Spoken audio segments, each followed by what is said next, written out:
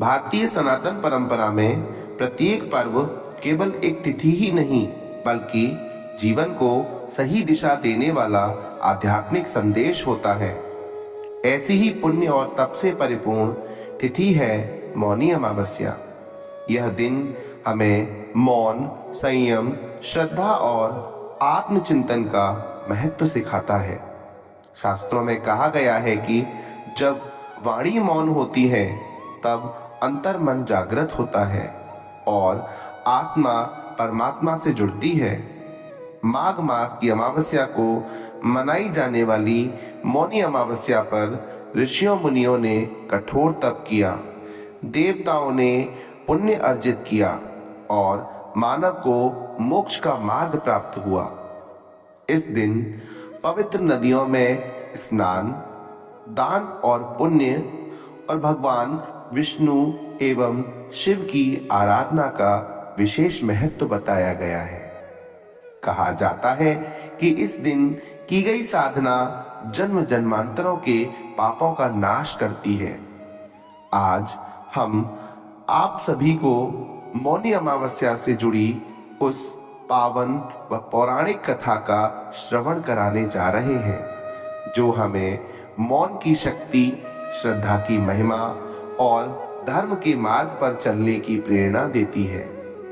आइए श्रद्धा और ध्यान के साथ इस दिव्य कथा का श्रवण करें और अपने जीवन में इसके संदेश को आत्मसात करें।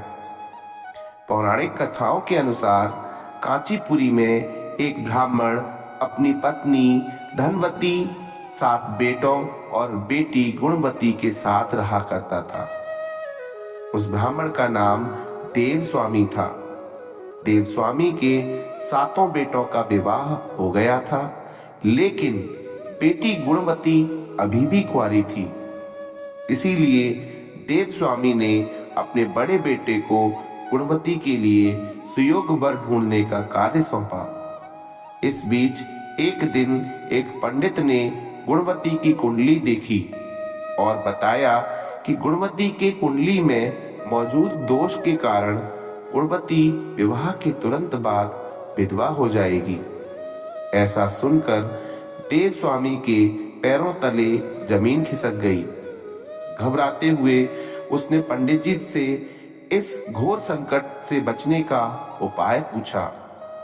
तब पंडित जी ने कहा कि सिंघल द्वीप में सोमा नाम की एक धोबिन रहती है। वह भगवान विष्णु जी की परम भक्त है। उसे यहाँ ले आओ। उसकी पूजा में इतनी शक्ति है कि वह गुणवती को विधवा होने से बचा सकती है। पंडित के कहने पर देवस्वामी का छोटा बेटा और गुणवती स्वयं सोमा को लाने के लिए निकल पड़े।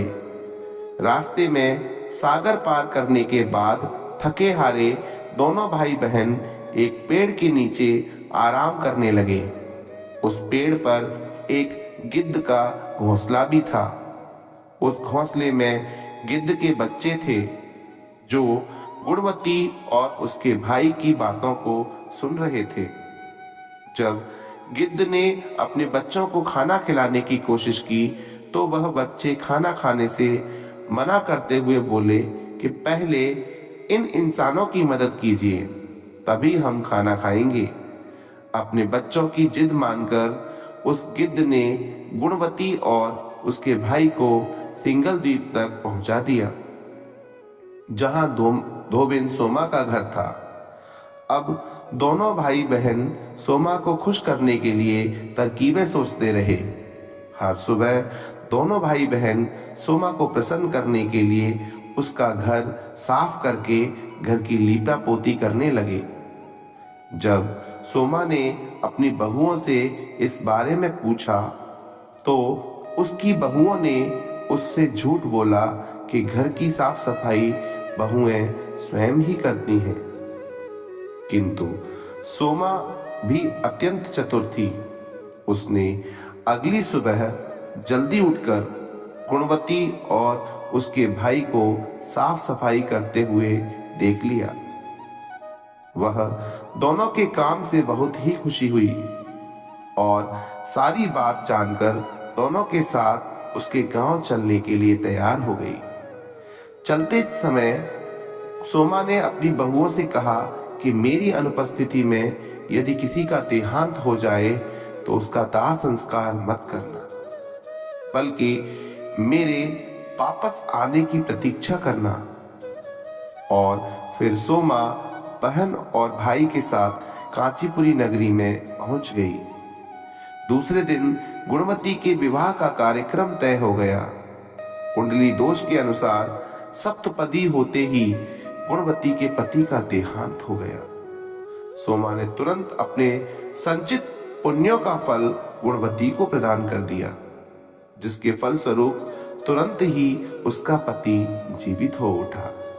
सोमा उन्हें आशीर्वाद देकर अपने घर चली आई। उधर गुणवती को पुण्य फल देने से सोमा के पुत्र, सोमा के जमाई तथा सोमा के पति की मृत्यु हो गई। उस दिन मौनी अमावस्या का दिन था। सोमा ने पुण्य फल संचित करने के लिए एक अस्वस्थ अर्थात पीपल के वृक्ष की छाया में विष्णु जी का पूजन करके 108 परिक्रमा की। अंततः उसके परिवार के मृतक जन जीवित हो उठे और इस प्रकार सोमा को उसकी निस्वार्थ भक्ति का महाफल प्राप्त हुआ। इस प्रकार मौनी अमावस्या के दिन किसी पवित्र नदी में स्नान कर विधिवत भगवान विष्णु की पूजा अर्चना करने व पीपल के पेड़ की परिक्रमा करने से मनोवांछित फल की प्राप्ति होती है तथा परिवार के सदस्यों पर भगवान का आशीर्वाद सदैव बना रहता है। निष्काम भाव एवं भक्ति से सेवा का फल मधुर होता है। इस व्रत का यही लक्ष्य है। हम प्रार्थना करते हैं कि श्री विष्णु जी ने जैसे गुणवती और सोमा का कल्याण किया, वैसे ही आप सभी का कल्याण हो। तो भक्तों, यह थी मौनी अमावस्या की कथा। बोलिए जय श्री हरि विष्णु, जय श्री हरि विष्णु।